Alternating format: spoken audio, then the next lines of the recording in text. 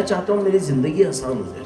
دین کے پاس کوئی نسخہ ہے کیا؟ بعض اوقات کیا ہوتا ہے ہمارے پاس اچھی جاب بھی ہوتی ہے, تھوڑا بہت پیسہ بھی ہوتا ہے, زندگی پھر بھی سخت ہوتی ہے. بعض اوقات یہ بھی سمجھ میں نہیں آتا سخت کیوں ہے, لیکن ہوتی ہے. ایک بوجھ ہوتا ہے دماغ کے اوپر, انسان اپنے آپ کو ریلیکس فیل نہیں کرتا. کیوں ایسا ہوتا ہے؟ ایک سادہ سا کام کر لو, جب بھی کسی سے ملے صرف ایک بات سوچیں, کیا میں اس کے لیے کوئی بھلائی کر سکتا ہوں, میں اس کے کسی کام آ سکتا ہوں. اچھا اس کے اپوزٹ کیا ہے, جس سے زندگی تنگ ہوتی ہے وہ کیا ہے, اس سے میں کیا فائدہ اٹھاؤں, اس سے زندگی تنگ ہوتی ہے. آپ یہ سوچنا شروع کر دیں کہ میں جو اس سے ملا ہوں تو میں اس کے کیا کام آ سکتا ہوں. آپ کی زندگی آسان ہونا شروع ہو جائے گی, اتنا آسان ہوگی کہ آپ خود بھی فیل کریں گے ہم تو ہم دیکھتے ہیں.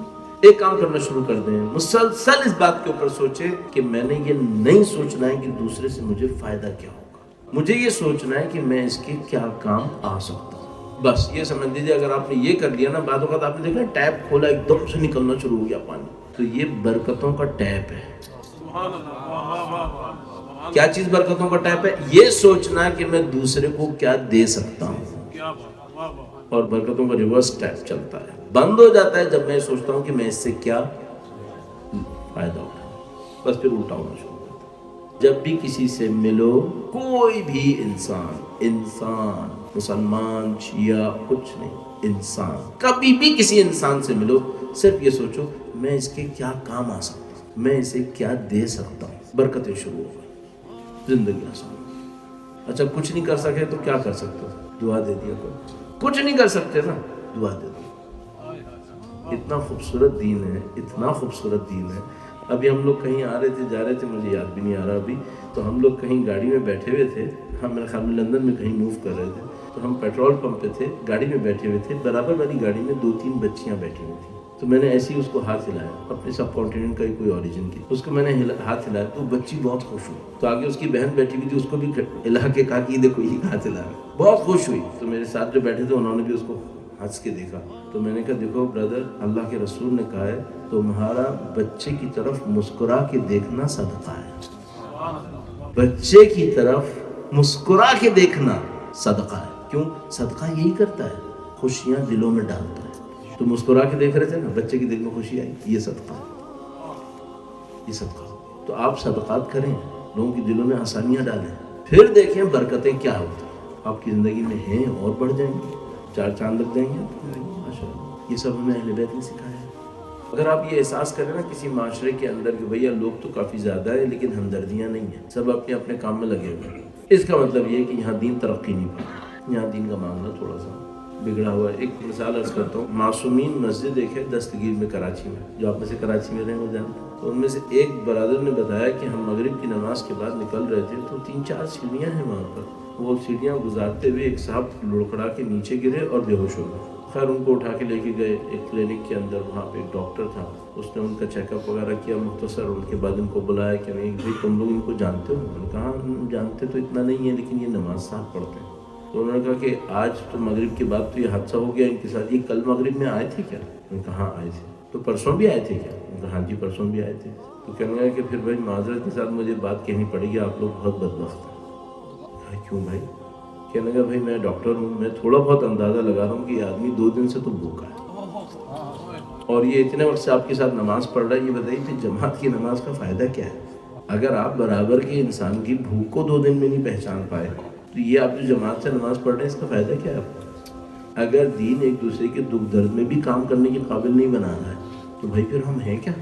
ہم پہنچے کہاں ہیں پھر؟ اس طریقے سے دیکھنا شروع کیجئے دین کی تاثیر کو, تو آپ اپنی زندگی کو آسان کر سکتے ہیں. ظاہر محترم, خدا نے ہمیں مشکل دین نہیں دیا ہے, خدا نے ہمیں آسان دین دیا ہے. خدا نے ہمیں زندگی بھی اچھی زندگی دی ہے, حیاتاً طیبہ, پاک و پاکیزہ زندگی. اس پاک و پاکیزہ زندگی کو ہم آسان اور بھی کر سکتے ہیں. اور سب سے بڑا جو خدا نے لطف و کرم ہمارے سامنے کیا ہے وہ یہ کہ اس پاکیزہ زندگی کی ہدایت دینے کے لیے ہمیں اہل بیت جیسی پاکیزہ ہستیاں دی, جنہوں نے زندگی کے ہر پہلو کو ہمارے سامنے پاکیزہ انداز میں بیان کر دیا کہ دیکھو بھائی یہ کرو گے یہ ہو جائے گا, یہ کرو گے تو اس طریقے سے ہو جائے گا. اور یہ میں آپ کی خدمت میں عرض کروں, دنیا کی کوئی کامیابی ایسی نہیں ہے جو دین کے علاوہ کہیں اور سے ملنی ہے.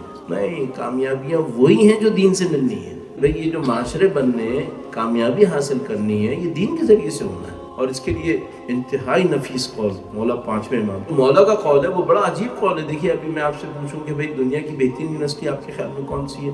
آپ مختلف نام لیں گے, میں بھی لیتا ہوں فلاں یونیورسٹی فلاں یونیورسٹی فلاں یونیورسٹی, یہ سب چیزیں. بڑا عجیب قول ہے مجھے, اور آپ کو اس قول کی حقیقت سننی پڑے گی, سمجھنی پڑے گی. امام نے فرمایا شرقو ام غربو, مشرق میں جاؤ یا مغرب میں جاؤ.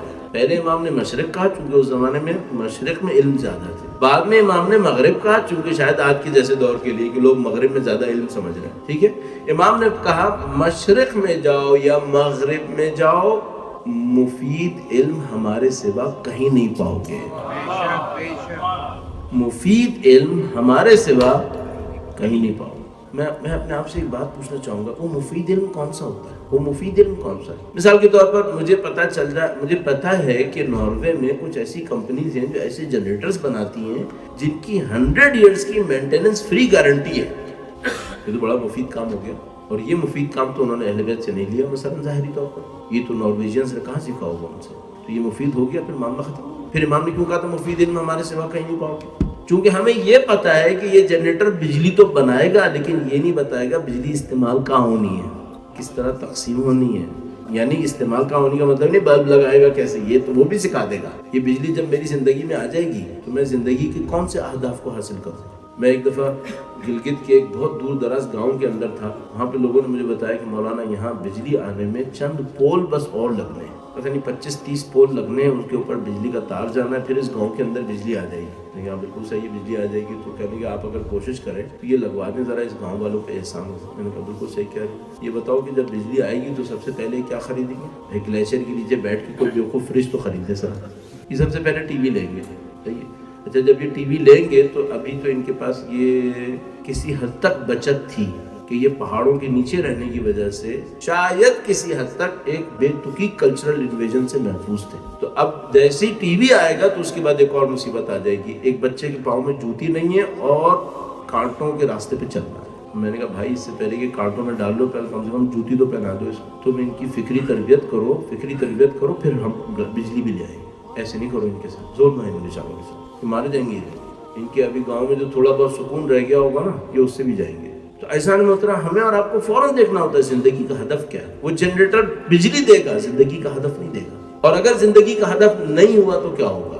جو طاقتور بنے گا وہ دوسرے انسان کو کھائے گا, یہ ہوگا. جو طاقتور بنتا جائے گا وہ دوسرے کو کھاتا چلا جائے گا. اور دنیا کے اندر جو ڈسپیرٹی ہے وہ میرے خیال میں آپ مجھ سے کہیں زیادہ اچھی طرح جانتے ہیں. ایسا محترم یہ دین ہے. ہر وہ چیز جو کامیابی ہے وہ دین دے گا, آپ دین کے اساس تک